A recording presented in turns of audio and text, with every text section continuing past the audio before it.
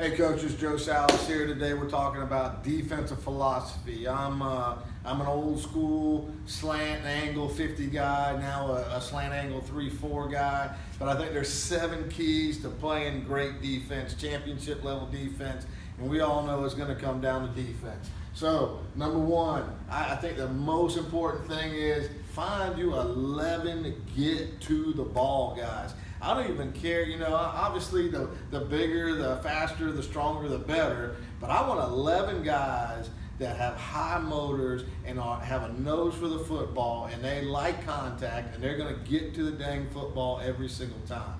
If I got 11 get to the football guys, we're going to be pretty dang good on defense.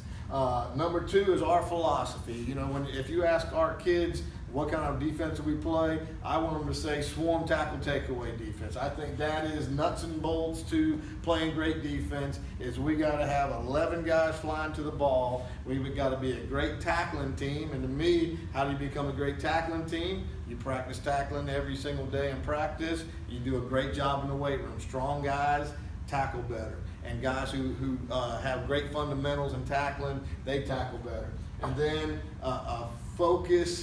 zoom focus in on takeaways and ball security as the team, and then takeaways as defense. I think we score the game by takeaways, not by what the scoreboard says. So swarm, tackle, takeaway. If you do those 3 things, I don't care what kind of defensive philosophy or what kind of X and O's you run, you're going to be pretty dang good on defense. Number 3 comes down to this. We want to stop the run, and we want to stop the deep pass. To me, that says play a lot of zone football. I want 11 eyes on the ball instead of a couple guys chasing people down the field. Now, the place I was this year, or am this year, they have traditionally been a press man-to-man team. And when you got great athletes, why not? If you're better than the other team, why not? Here's what I took away from it, is there are some third and medium situations by tendency where if I know the team wants to get the ball out quick, throw quick game, it's a great time to lock up and play man. But almost every other situation, from 1st and 10 to 3rd and long, I'm going to be in a zone coverage. I want eyes on the ball and ability to break on the ball, and especially in run situations, we're a quarter team, and we want 11 eyes coming downhill to stop the run. Number 4 is EDDs, everyday drills. A couple big ones. Bama is our form tackle and angle drill. And we try to do it every single day. And we have the ability to do that in the off season without pads. It's form tackle. It's teaching the fundamentals of how to make a tackle. It's more of an old school head across the bow, double uppercut, throw your hips, run your feet. I am heads up certified, and I believe in all the new heads up football tackling drills. But that one is a no contact, teach them how to tackle someone drill. Takeaway circuit every single day. A shed drill every single day where we're gonna lock, we're gonna turn them, and we're gonna rip off of them. Great defenses don't stay blocked. So we got to teach it every day. We can, if we're going to be a great defense, we can't. It's okay to let a guy. If a guy gets on us, that's going to happen. They got arms and legs too, but we got to know how to get off a block. Pursuit. We got to be fanatic about getting 11 people to the ball, and that means we got to run pursuit every day. We like to be crisp and clean, and we like to teach the fits during pursuit. So our pursuit drills are a little different. We're just not running cones or running down we're not trying to use it as a conditioner. We're trying to use it as an attitude developer. We want to get pursuit into their DNA. We want 11 get to the ball guys, but we also at the same time want to teach the fits. I think fits is how you fit the run is your ability to stop the run.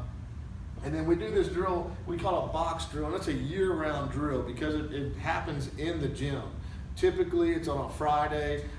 We use the volleyball lines, and we're teaching There's no pads, it's two-hand touch, and we're putting an offensive player on one side of the box, defensive player in the other. They're working angles into the middle. The offensive guy's trying to shake and bake and beat them. The defensive guy is learning how to close, how to break down, how to attack the back hip. Once we get good at one-on-one, we'll break it up to, we've gone as far as a half court where we have two defensive guys coming downhill on one offensive guy. So now we're teaching cut back and overhang. We're teaching all those different kinds of drills with zero contact, no ball, no equipment, but we're teaching the fundamentals of how you become a great football player. Once they learn how to close and attack the hip and break down, all of a sudden our tackling gets a lot better out on the field. So that's a year-round drill, typically every Friday. Only takes a few minutes, probably 10 minutes tops. And we'll cycle through the entire team, and it is an exciting drill. And even other athletes like to get into it. You know, soccer guys will jump in there and be the runner, and basketball guys will jump in there and be the runner, and they'll have fun. It's a whoop it up time. If someone shakes and bakes on you and it gets past you, there's always a lot of noise going on. But it's a high competitive, and I'm all about competition. High competitive, fundamental, detailed drill. Number 5, KISS. Less is more. Look, we are a slant and angle team. There's nothing, as space age as we are on offense, there is nothing fancy about what we do on defense. We're gonna have a slant, an angle, a pinch call. We're gonna have a couple fire zones. We're gonna have the ability to lock up and go man. In the right situations, we're going to have a prevent. That's about everything we've got right there. Everything we do is we want our kids to know what to do. We want to have 11 get to the ball guys. We want to be a great swarm, tackle, takeaway team. That is how we play defense. Number 6 is the war board. So I'm going to turn around. This is a kind of a unique creation. But this is, imagine one of those little square whiteboards that you can take down on the sideline. Keep that on the sideline. Here's what we've got. We've got 4 corners that we'll mark, but the big one is this. We keep scoring the game. We tell our kids, do not look at the scoreboard. We keep scoring the game based on takeaways and giveaways. We have to win the takeaway battle. We all know as coaches, it's the biggest indicator of who's going to win, who's going to lose the game. So we'll track them. Every takeaway we get, we're marking it down. We're just tick marking it on the sideline. We bring it in at halftime. When we're in halftime, that's all we talk about is this score, not the scoreboard. And we want to zoom focus on effort and takeaways. So every time we take the ball away, every time we give the ball away, and we've got all the rewards. We'll talk about rewards in a minute, but we've got all the rewards that go along with that. Up at the top, block 3 kicks. We're huge. I'm a huge kick blocker believer. I think it's a game changer. I think it's the next biggest thing that changes the game. So our goal is block 3 kicks, and we'll tick mark them there. Down on the bottom right is it says BPSF, Big Play Special Forces. So we want one big play on Special Forces. We'll check that one off.